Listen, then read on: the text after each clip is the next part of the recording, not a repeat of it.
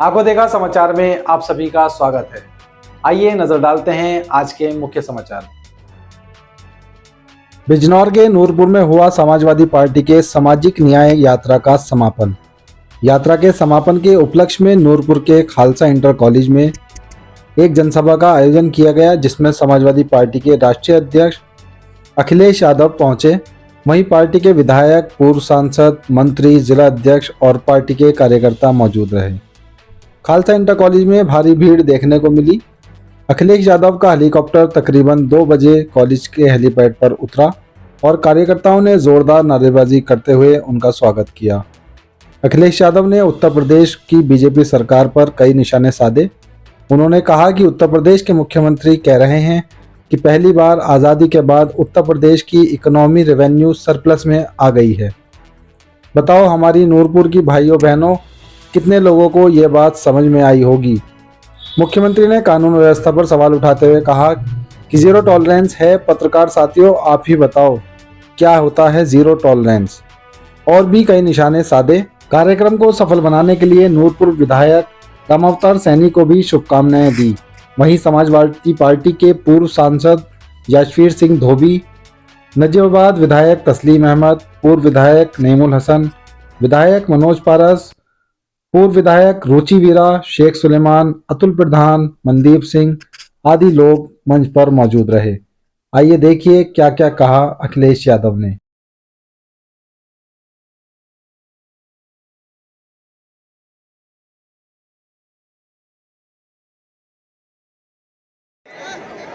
सामाजिक न्याय यात्रा के जो पार्टी के विधायक हैं रामावतार सैनी जी को बहुत बहुत बधाई और मैं मुबारकबाद देना चाहता हूं। मुझे याद है लखनऊ के पार्टी कार्यालय से आपने जब शुरुआत की थी और लखनऊ में सभी प्रेस के लोग मौजूद थे, वो जानना चाहते थे कि आखिरकार ये समाजवादी सामाजिक न्याय यात्रा कहां जा रही है। मैंने प्रेस के साथियों से कहा कि आज चल करके उत्तर प्रदेश के कई जिलों से होकर के जाएगी और जब अंतिम पड़ाव होगा इसका, तब जाकर के मैं इनका स्वागत भी करूंगा, बधाई भी दूंगा। मैं इनके सभी साथियों को बधाई देता हूं। जिन जिन जिलों में ये होकर के आए हैं, उन जिलों में सभी नेता कार्यकर्ता जो इनके कार्यक्रमों में शामिल हुए थे, 16 जिले होकर के आए हैं, 117 सभा की हैं और उसके बाद आपके बीच पहुंचे हैं।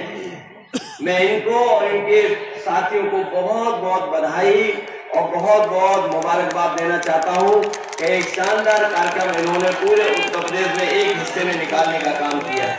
पर्सनैलिटी के अगर कोई है तो हमारे विधायक स्वामी ओमदेव जी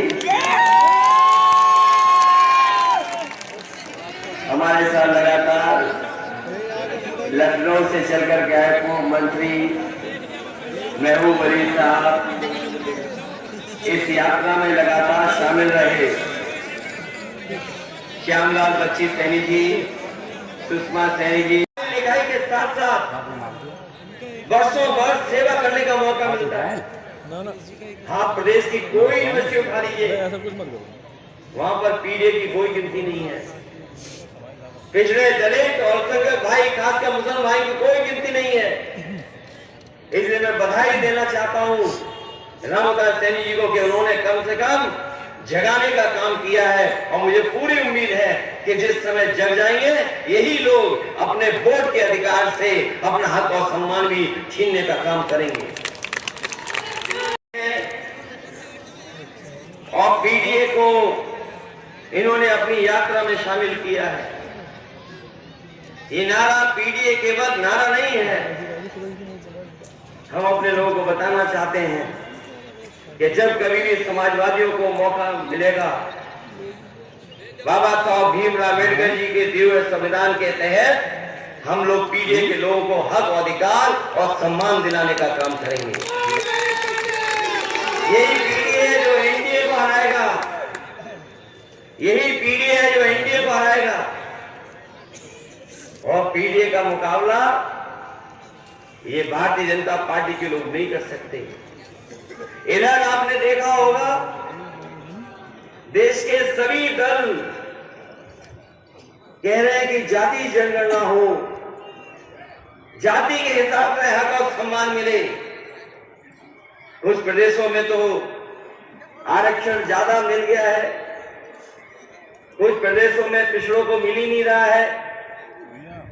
और जिस तरह से बीजेपी काम कर रही है, ये ना हमें नौकरी देना चाहती है, ना रोजगार देना चाहती है, और जो कुछ हमें संविधान के तहत मिल भी रहा था उसको छीनना चाहते हैं।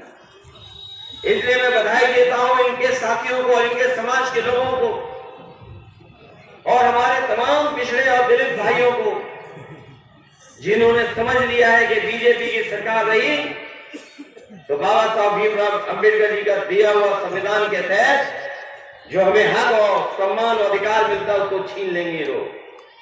और धीरे धीरे ये लोग प्रदेश और देश को उसी दिशा में ले जा रहे हैं।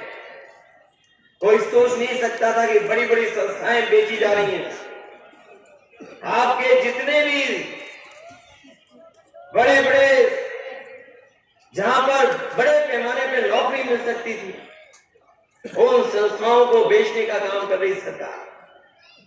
और धीरे धीरे हो सकता है स्थिति हो जाए, ये माहौल बन जाए, ऐसी परिस्थितियां कि नौकरी और रोजगार हमसे छीन लिए जाए। और सोचिए, आरक्षण से मामूली खिलवाड़ नहीं हो रही है। जब से इनकी सरकार आई है, हमारे पिछड़े और दलित भाइयों को कहीं नौकरी नहीं मिल रही है, और हमारे अल्पसंख्यक भाइयों को भी कहीं भी हक मिलने का काम। आज के लिए बस इतना ही। कल फिर मुलाकात होगी कुछ नए समाचारों के साथ। तब तक के लिए दीजिए इजाजत। नमस्कार।